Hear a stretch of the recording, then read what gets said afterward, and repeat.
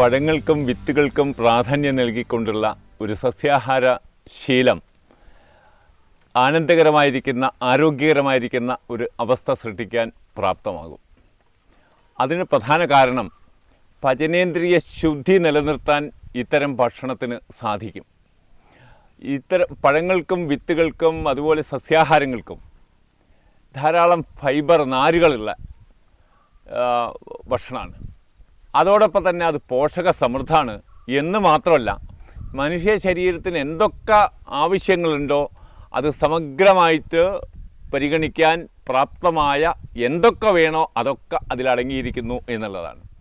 അപ്പോൾ ഇത്തരം ഭക്ഷണം കഴിക്കുന്ന സമയത്ത് അതിന് ഇപ്പം നമുക്കറിയാം, ഒരു ഏത്തപ്പഴം കഴിക്കുന്നു, അത് കാണുമ്പോൾ തന്നെ കണ്ണിന് ആനന്ദകരമാണ്. അതിൻ്റെ ഗന്ധം അത് മൂക്കിനെ ആനന്ദം കൊള്ളിക്കും. അതോടൊപ്പം തന്നെ അത് ചവച്ചരച്ച് കഴിക്കുമ്പോൾ വായിലുള്ള ഓരോ കോശങ്ങൾ പോലും ഗ്രന്ഥികളും അതുപോലെ ബാക്കിയെല്ലാം അതിനെ സ്വാഗതം ചെയ്തുകൊണ്ട് വളരെ സന്തോഷപ്രദമായിരിക്കുന്ന രീതിയിൽ അതിനെ ദഹിപ്പിച്ച് വായിൽ വെച്ച് അതിൻ്റെ ഒന്നാം ഘട്ടം ദഹനം നടത്തി, അത് നടന്നുകൊണ്ടിരിക്കുന്ന സമയത്ത് തന്നെ ആമാശയത്തിൽ അതിൻ്റെ രണ്ടാം ഘട്ടം ദഹനത്തിനുള്ള പരിപാടികളൊക്കെ അറേഞ്ച് ചെയ്യാം.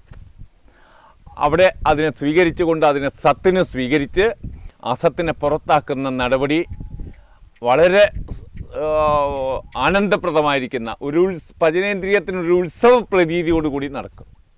അപ്പോൾ വേസ്റ്റ് എന്ന് പറയുന്ന ശരീരത്തിന് സ്വീകരിക്കാൻ പറ്റാത്ത വസ്തുക്കൾ, അതിൻ്റെ അസത്ത് അത് ഈസി ആയിട്ട് പുറത്താക്കാൻ സാധിക്കും. അപ്പോൾ അങ്ങനെ കഴിയാതെ വരുമ്പോഴാണ് ശരീരത്തിൽ പചനേന്ദ്രിയത്തിൽ ഒട്ടിപ്പിടിക്കാനും അതവിടെ കിടന്ന് ദുഷിക്കാനും ശരീരം തന്നെ ദുഷിക്കാനും ഇടയാവുന്നത്. ഈ തരത്തിലുള്ള പഴങ്ങളാണെങ്കിലും വിത്തുകളാണെങ്കിലും സസ്യാഹാരമാണെങ്കിലും ഈ തരത്തിൽ ശരീരത്തിൽ ഒട്ടിപ്പിടിക്കാനോ പാഴ്വസ്തുക്കൾ അവിടെ കെട്ടി നിൽക്കാനോ യാതൊരു തരത്തിലുള്ള സാഹചര്യങ്ങളുമില്ല. ശരീരത്തിന് സമൃദ്ധിയായിരിക്കുന്ന പോഷകങ്ങൾ കിട്ടുന്നു. ഇത്തരത്തിലുള്ള ഒരു സാഹചര്യത്തിൽ പചനേന്ദ്രിയ ശുദ്ധി ഉണ്ടായാൽ ശരീരശുദ്ധിയുണ്ട്.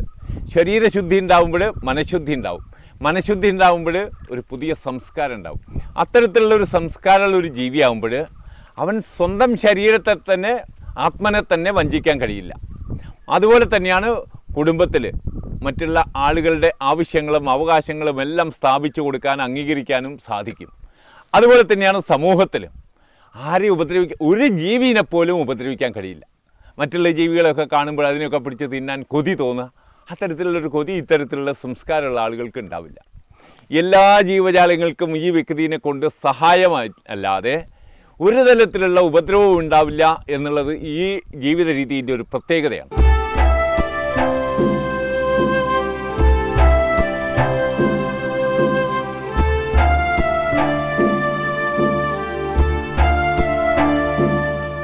ശ്വാസകോശ സംബന്ധമായ അസുഖങ്ങൾക്കാണ് തുളസി കൂടുതലായി ഉപയോഗിക്കുന്നതെന്ന് കഴിഞ്ഞ എപ്പിസോഡിൽ നമ്മൾ പറഞ്ഞു കഴിഞ്ഞു.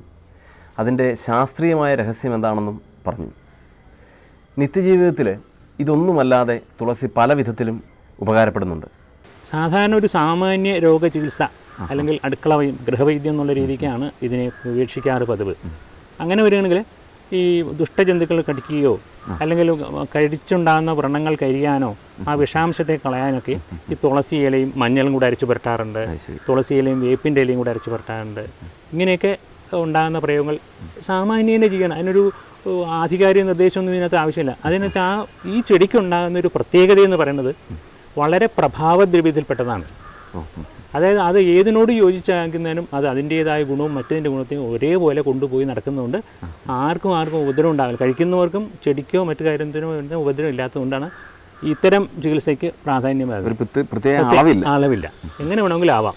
അത് അധികം ഒരു സാമാന്യ തത്വം നമ്മൾ എല്ലാത്തിനും ഉപയോഗിക്കുന്ന പോലെ തന്നെ കുറച്ച് വ്രണമുള്ള സ്ഥലത്ത് ഇത് വെളിച്ചെണ്ണ കാച്ചി ഉപയോഗിക്കാം. തുളസിയിലയും മഞ്ഞളും കൂടി ഇട്ട് വെളിച്ചെണ്ണ കാച്ചി ഉപയോഗിക്കാം. അല്ലെങ്കിൽ തുളസിയിലയും വേപ്പിൻ്റെ ഇലയും കൂടെ അരച്ച് പുരട്ടാം. നീരിനും നല്ലതാണ്, വിഷാംശത്തെ കളയാനും വളരെ നല്ലതാണ്. അതാണ് പിന്നെ ഇത് തന്നെ ഇട്ട് കാച്ചി തലയിൽ തേച്ചാൽ താരൻ പോകുന്നതായിട്ടും പറയപ്പെടുന്നുണ്ട്. എന്നുവെച്ചാൽ ഒരു വളരെ വേഗം താരൻ പോകുന്നല്ല, ക്രമേണ ഉണ്ടാകുന്ന താരൻ്റെ നശീകരണത്തിന് വളരെ വിശേഷമാണ്. അപ്പോൾ ഇത് വീക്ഷിക്കുമ്പോൾ നമ്മൾ ഒന്ന് മനസ്സിലാക്കേണ്ടത് ഇത് നമ്മൾ നിത്യ ഉപയോഗത്തിൽ പെടുത്തുക എന്നുള്ളതാണ് ആവശ്യം. അതിനാണ് പ്രാധാന്യം. അപ്പം ഒരു ദോഷങ്ങൾ ഉണ്ടാവാതെയും ഉള്ള ദോഷത്തെ കളഞ്ഞും ഉള്ള രോഗത്തെ വലുതാക്കാതെ ക്രമത്തിൽ അതിനെ നശിപ്പിച്ച് കളയാൻ ഈ ത്വഗ് രോഗങ്ങൾക്കും ഇതിനോടനുബന്ധിച്ചുണ്ടാകുന്ന രോഗങ്ങളും വളരെ വിശേഷമാണെന്നാണ് ഈ പറഞ്ഞതിൻ്റെ അർത്ഥം. പാപാനിയാനി రవిసూను పఠస్థిదాని గోబ్రహ్మపాల పితృమాతృవదాదికాని నశ్యంతి దాని తులసీ దేవదర్శనేన కోడిదాన సదృశం பலமாசஸ்யாத். கோடி பலம் அந்த விருட்சம் துளசியை நம்ம பூஜை பண்ணால். இதில் என்னுடைய எக்ஸ்பீரியன்ஸ் சொல்கிறேன். உங்களுக்கெல்லாம் தெரியும், நான் ஒரு பாடகின்னு. அடிக்கடி நம்ம த்ரோட் உபயோகிக்கிறதுனால அடிக்கடி ரிப்பேர் ஆகும். அந்த சமயத்தில் நல்ல வெள்ளத்தில் இந்த துளசியும் போட்டு அந்த சூடு வெள்ளம் குடித்தா உடனே நம்முடைய கபம்லாம் விலகி பாடுறதுக்கு ரொம்ப சௌரியம் கிட்டும். அது ஒரு மெடிசினல் வேல்யூ. அது மட்டும் இல்லை, என்னுடைய கிராண்ட்சனுக்கு எந்த சரும வியாதி வராமல் இருக்க இந்த துளசியை வெந்நீரில் போட்டு கொஞ்சம் நேரம் கொதிக்க வச்சு அந்த வெள்ளத்தை குளிப்பாட்டினா குழந்தைகளுக்கு அது ரொம்ப மெடிசினல் வேல்யூ.